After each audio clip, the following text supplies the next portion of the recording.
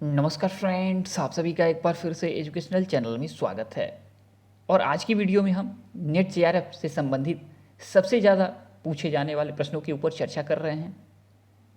जैसे कि net JRF किसको मिलता है, इस सर्टिफिकेट की वैलिडिटी कितनी होती है, नेट जेआरएफ क्वालिफाई करने वाले छात्र को पीएचडी में कितना पर मंथ अमाउंट मिलता है, और पीएचडी में ऑलरेडी रजिस्ट्रेशन हो चुका है, उसके बाद जेआरएफ क्वालिफाई कर लेने के बाद क्या जेआरएफ का जो फ़ायदा है वो छात्र को मिलेगा। तो इन सभी प्रश्नों पे आज की वीडियो में चर्चा होगा। तो देखिए, सबसे पहले आपको बता दें कि नेट जेआरएफ है क्या। तो देखिए, सिर्फ अगर कोई छात्र नेट क्वालिफाई करता है तो वो असिस्टेंट प्रोफेसर के लिए अप्लीकेबल हो जाता है किसी भी कॉलेज में, ठीक है।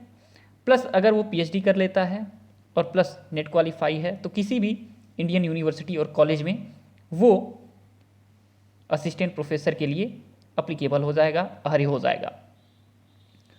अब आपको हम बता दें कि जेआरएफ क्या है। तो देखिए, जैसे कि मान लीजिए हर वर्ष आपके 8 से 9 लाख छात्र, यानी कि जब आपका नेट का एग्ज़ाम होता है तो उसमें 8 से 9 लाख छात्र बैठते हैं, एग्ज़ाम देते हैं नेट का, और उस एग्ज़ाम में 6% लोग क्वालिफाई होते हैं टोटल में से। जैसे कि 9 लाख अगर छात्र हैं तो उसमें से 6% लोग सेलेक्ट होते हैं नेट के लिए, और इसी 6% के जो टॉप के होते हैं उसको सेलेक्ट किया जाता है जेआरएफ यानी जूनियर रिसर्च फेलोशिप के लिए। यानी कि वो छात्र जो जेआरएफ क्वालिफाई कर लेते हैं, जेआरएफ क्रैक कर लेते हैं, उनको फेलोशिप मिलता है पीएचडी करने के दौरान।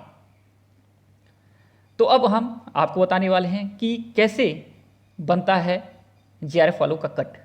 देखिए, मान लीजिए 1000 छात्रों ने नेट के एग्ज़ाम में पार्टिसिपेट किया। अब इसका 6% कितना होगा। 1000 का 6% होता है 60। तो 1000 में छात्र कितने पास हुए नेट के, 60, यानी कि 60 छात्र नेट के लिए क्वालिफाई हो जाते हैं। और फिर इसका 60 का 6% लेंगे तो 3.6 आता है, यानी कि 4 छात्र जूनियर रिसर्च फेलोशिप के लिए अप्लीकेबल होते हैं, यानी कि जेआरएफ के लिए क्वालिफाई हो जाते हैं।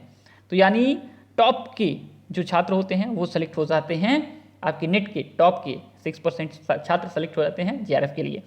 अब बात करते हैं जेआरएफ की वैलिडिटी। तो जेआरएफ सर्टिफिकेट की जो वैलिडिटी है वो 3 ईयर की है, यानी जिस दिन से ये आपका जेआरएफ का सर्टिफिकेट या जेआरएफ का पत्र आपको मिलता है, जिस दिन से ये इश्यू होता है उसी दिन से इसका देखा जाए तो वैलिडिटी 3 ईयर का होता है। अगर इसके बाद पीएचडी में आप एडमिशन लेने जाते हैं तो आपको ना जेआरएफ की अमाउंट आपको मिलने वाला है पर मंथ, और ना ही आपको पीएचडी के एडमिशन में आपको कोई रिलैक्सेशन मिलने वाला है।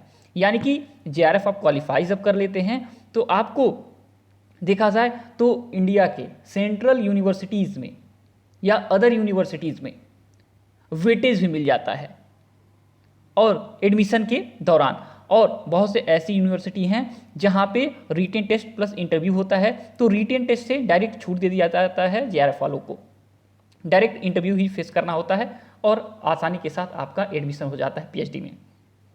अब बात करते हैं अमाउंट के ऊपर कि कितनी अमाउंट मिलती है आपको जेआरएफ क्वालिफाई करने के बाद पीएचडी में। तो हम बता दें कि देखिए, चाहे सीएसआईआर वाले हो गए और चाहे यूजीसी वाले हो गए, ठीक है, दोनों को फेलोशिप तो मिलता है नेट जेआरएफ क्वालिफाई करने के बाद, लेकिन दोनों को थोड़ा अलग अलग मिलता है। देखिए, अगर बात करें सोशल साइंस एंड ह्यूमैनिटीज़ के जो छात्र पीएचडी में एडमिशन लेंगे जेआरएफ के थ्रू, तो उनको मिलेगा 30,000 रुपये पर मंथ फर्स्ट आपके 2 ईयर के लिए, 2 साल के लिए 30,000 पर मंथ मिल जाता है आपके 2 साल के लिए जूनियर रिसर्च फेलोशिप। और फिर इसके बाद आपका एसआरएफ सीनियर रिसर्च फेलोशिप आगे के लिए आपको प्रदान किया जाता है, जो आपका देखा जाए तो 35,000 से ऊपर हो जाता है। अब बात करें आपके साइंस ग्रुप से आने वाले छात्रों का, जो लोग पीएचडी में एडमिशन लेते हैं जेआरएफ के थ्रू, तो मान के चलिए 35,000 प्लस पर मंथ अमाउंट मिल जाता है 2 ईयर के लिए जूनियर रिसर्च फेलोशिप का, और आगे आपका एसआरएफ में कन्वर्ट हो जाता है जब, तो आपको देखा जाए तो 40,000 प्लस आपके पर मंथ मिल जाते हैं 2 साल के लिए, अगले 2 से 3 साल के लिए। ठीक, तो ये हो गया आपका अमाउंट।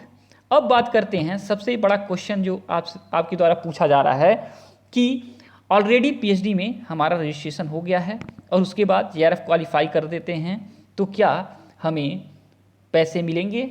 हाँ जी, आपको पैसे मिलेंगे। जो भी आपके जेआरएफ के अमाउंट है आपको पर मंथ दिया जाएगा। और कब से, तो आपको बताते हैं कि जब से आपका पीएचडी में रजिस्ट्रेशन हुआ रहेगा तब से आपको पैसे जोड़ के पूरे मिल जाएंगे। ऐसा नहीं कि पीएचडी में आपका 3rd ईयर चल रहा है और 3rd ईयर में आपने जेआरएफ क्वालिफाई किया तो आपको 3rd ईयर से पैसे मिलेंगे, नहीं। आपको जिस दिन से आपका रजिस्ट्रेशन यानी 2 साल पहले आपका जो रजिस्ट्रेशन रहेगा उस दिन से टोटल पैसे जोड़ के आपको देना प्रारंभ कर देगा, देखा जाए तो सेंट्रल गवर्नमेंट। तो ये हो गया आपके जुड़े हुए प्रश्नों का उत्तर नेट जेआरएफ से संबंधित। ठीक है, तो इससे जुड़ा हुआ कोई भी क्वेश्चन अगर आपको पूछना पूछ सकते हैं। और जब तक कि नेक्स्ट वीडियो नेक्स्ट अपडेट नहीं लाते तब तक के लिए thanks for watching educational channel, और आपका दिन बहुत बहुत शुभ हो।